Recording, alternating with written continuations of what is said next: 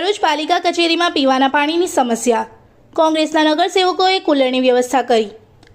એક તરફ ભરૂચમાં ઉનાળાની કાળઝાળ ગરમીનો પારો 44 ડિગ્રીને પાર પહોંચી રહ્યો છે, ત્યારે બીજી તરફ ભરૂચ નગરપાલિકામાં પોતાના કામકાજ માટે આવતા અરજદારોને પીવાના પાણી જેવી પાયાની સુવિધા માટે પણ હાલાકી વેઠવી પડી રહી હોવાનું સામે આવ્યું છે.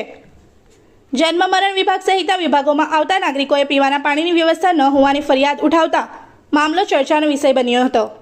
આ મુદ્દે વોર્ડ નંબર 8ના કોંગ્રેસના કોર્પોરેટર જિગ્નેશભાઈ બ્રહ્મભટ્ટ અને જુબેરભાઈ પટેલ સહિતના કોંગ્રેસી આગેવાનો નગરપાલિકા ખાતે ઠંડા પાણીના જગ લઈને પહોંચ્યા હતા અને અરજદારોને પોતાના હાથે ઠંડુ પાણી પીવડાવી પાલિકા તંત્ર સામે પ્રતિકાત્મક વિરોધ નોંધાવ્યો હતો. કોંગ્રેસના કોર્પોરેટર જિગ્નેશભાઈ બ્રહ્મભટ્ટે આક્ષેપ કર્યો હતો કે નગરપાલિકામાં પીવાના પાણી માટે કુલર અને આરો મશીન હોવા છતાં લોકો સુધી પાણી પહોંચતું નથી. મશીનમાં ગંદકી, માટી અને કચરો જોવા મળી રહ્યો છે, જેના કારણે તે પીવાલાયક પણ રહ્યું નથી. ઉપરાંત શૌચાલયોની સ્થિતિ પણ અત્યંત દયનીય હોવાનું તેમણે જણાવ્યું હતું. તેમણે વધુમાં ચીમકી ઉચ્ચારી હતી કે જ્યાં સુધી પાલિકા તંત્ર દ્વારા અરજદારો માટે સ્વચ્છ અને ઠંડા પીવાના પાણીની યોગ્ય વ્યવસ્થા કરવામાં નહીં આવે ત્યાં સુધી કોંગ્રેસ દ્વારા જાતે પાણીની વ્યવસ્થા કરવામાં આવશે.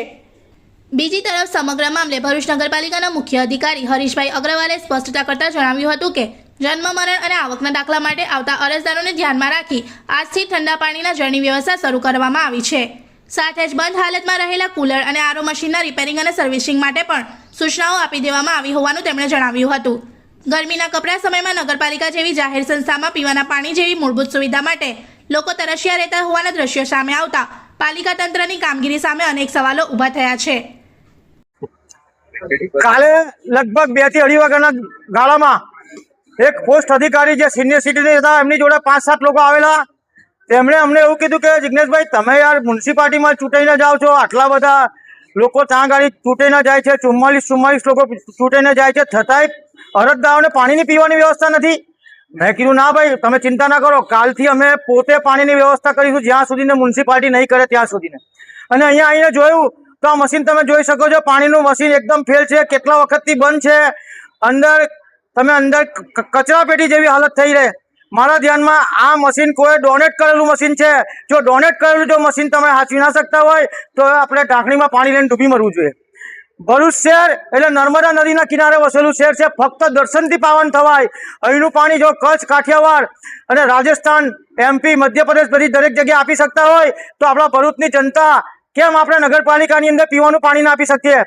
સાથે ટોયલેટ બાથરૂમ બી ચોખ્ખા, કારણ કે લેડીઝો આવતા હોય, ઉંમરલાયક લોકો આવતા હોય, એ ટોયલેટ બાથરૂમમાં લપસી જાય, અંદર જવાની જગ્યા ના હોય. કમસે કમ સ્વચ્છ ભારતની જે આપણે વાત કરીએ છીએ, સુંદર ભારતની વાત કરીએ છીએ, તેનું સાર્થક કરવા માટે આપણે બધાએ સાથે મળી અને ચીફ ઓફિસરને અમે ખાતરી આપી કે ભાઈ તમે અમને આ કામ નહીં કરો તો આવનાર દિવસોની અંદર આનાથી અમે ઝડપ પ્રોગ્રામ આપીશું.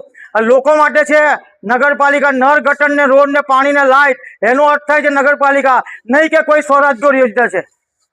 ભરૂચ નગરપાલિકા દ્વારા જન્મ મરણ શાખા તેમજ આવકના દાખલામાં જે કોઈ અરજદારો આવે છે એના માટે આજરોજ જે છે ઠંડા પાણીના કેરબાની વ્યવસ્થા કરેલ જ છે. નગરપાલિકાનું કુલર અને આરો એ સર્વિસમાં આજે અમે કરવડાવી અને એનો પણ ચાલુ કરીએ છીએ અને અરજદારોને કોઈ તકલીફ ના પડે માટે નગરપાલિકાએ ઠંડા પાણીની વ્યवस्था કરી છે અને કરશે. इस वीडियो को लाइक करें, हमारे चैनल को सब्सक्राइब कर बेल आइकन जरूर प्रेस करें हमारी न्यू वीडियो सबसे पहले देखने के लिए.